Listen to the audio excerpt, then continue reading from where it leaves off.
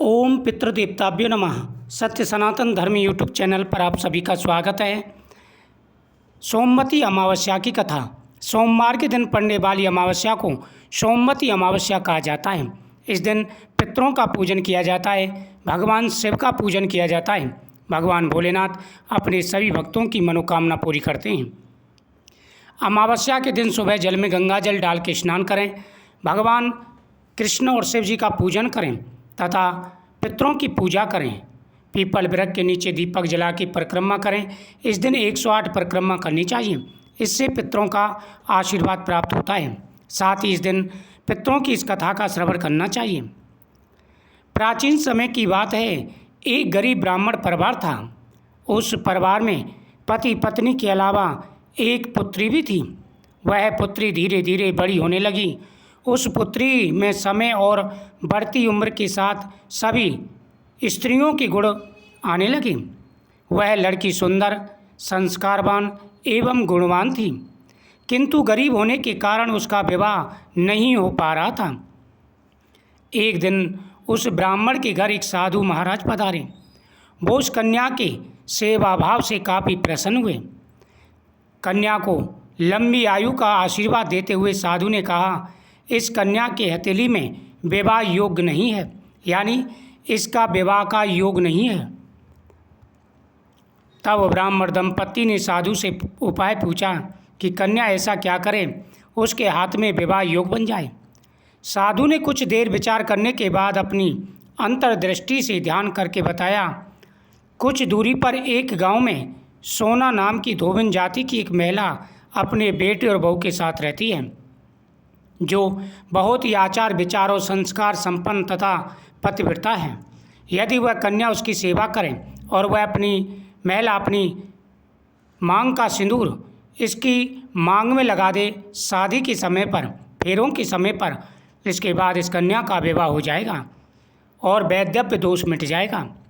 साधु ने यह भी बताया कि वह महिला कहीं आती जाती नहीं है। यह बात सुनकर ब्राह्मणी ने अपनी बेटी से धोबिन की सेवा करने की बात कही।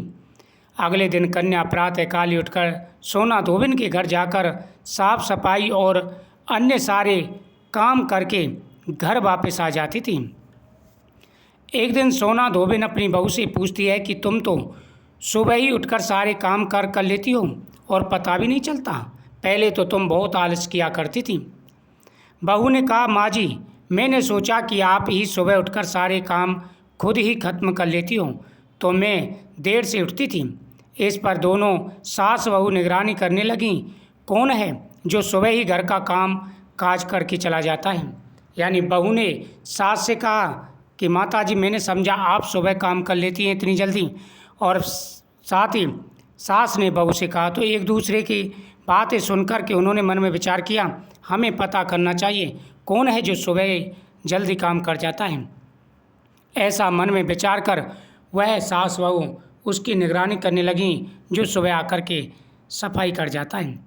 कई दिनों के बाद धोबिन ने देखा कि एक कन्या मुँह अंधेरे घर में आती है और सारे काम करने के बाद चली जाती है। जब वह जाने लगी तो सोना धोबिन उसके पैरों पर गिर पड़ी, पूछने लगी कि आप कौन हैं और इस तरह छुपकर मेरे घर की चाकरी क्यों करती हैं। सोना धोबिन की बात सुनकर के कन्या ने कहा, हे देवी, आप मुझसे उम्र में बड़ी हैं, आप मेरे पैर मत छूइए। कन्या की बात सुनकर के सोना धोबिन बोली कि बेटी, क्या बात है, बोलो, तुम हमारे घर का काम काज क्यों करती हो। उन्होंने कहा कि मैं विपत्ति की मारी हूँ, मेरे भाग्य में वैधव्य है और एक साधु ने आपके बारे में बताया। वह साधु बड़े दयालु हैं। उन्होंने कहा कि सोना धोबिन के घर जाकर के उनको राजी करूं, यदि वह आकर के अपनी मांग का सिंदूर फेरों के समय पर तुम्हारे लगा देंगी तो तुम्हारा वैधव्य दोष मिट जाएगा। यह सुनकर के सोना धोबिन बोली, परोपकार सबसे बड़ा धर्म है, मेरा तो काम ही है दूसरों की सहायता करना। यदि मेरे ऐसा करने से तुम्हारा वैधव्य दोष दूर हो जाए तो यह मैं करने के लिए तैयार हूँ। अब तुम जाओ और जब तुम्हारा विवाह हो, फेरों के टाइम का समय मुझे बता देना, मैं आकर के तुम्हारी सहायता करूँगी। ऐसा सुनकर के वह कन्या अपने पिता के यहाँ गई और पिताजी को सारी बात बताई। यह सुनकर के वह ब्राह्मण बड़ा प्रसन्न हुआ। कुछ समय के बाद में एक राजकुमार सा लड़का ब्राह्मण को मिला। वह ब्राह्मण पुत्र था और संस्कारवान था। ब्राह्मण ने अपनी कन्या का विवाह उसके साथ संपन्न कर दिया। अपनी कन्या का विवाह रिश्ता पक्का कर दिया। कुछ समय के बाद में फेरों का समय आया। ब्राह्मण ने सोना धोबिन के यहाँ खबर भिजवाई कि उनकी बेटी का विवाह है, आकर के आप न्योता स्वीकार करें और मेरी कन्या का आप फेरों के समय पर सहयोग दें। सोना धोबिन बड़ी प्रसन्न हुई। सोना धोबिन का जो पति था वह काफ़ी बीमार था। उसने अपनी बहू से कहा, देखो मैं जा रही हूँ, लेकिन मुझसे पीछे मेरे पति के शरीर पर एक भी मक्खी तक ना बैठ पाए, इस बात का विशेष रूप से ध्यान रखना। इधर सोना धोबिन उसके घर गई और फेरों के समय पर जैसे ही 7वीं बाबर हो रही थी, वहाँ पर एक सर्प आया और उसने उस लड़के को डस लिया। तभी सोना धोबिन ने अपनी मांग का सिंदूर उसकी मांग में भर दिया, जिससे वह लड़का जीवित हो गया। अब तो वहाँ पर उनकी प्रशंसा होने लगी। सोना धोबिन का पति उसी समय मर गया, क्योंकि सोना धोबिन ने अपना सुहाग उसे दिया था। उसी समय सोना धोबिन को पता भी चल गया, क्योंकि वह पतिव्रता थी।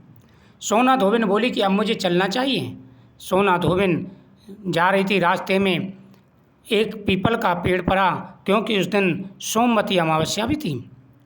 पीपल के पेड़ के नीचे उसने दीपक जलाया, 108 वहाँ पर पत्थर के टुकड़े लिए और उनसे परिक्रमा दी और साथ ही सच्चे मन से प्रार्थना की कि हे प्रभु, यदि मैंने सदा ही पतिव्रत धर्म का पालन किया है और सच्चे मन से पूजा की है, तो मेरे जाने से पहले ही मेरे पति स्वस्थ हो जाएं।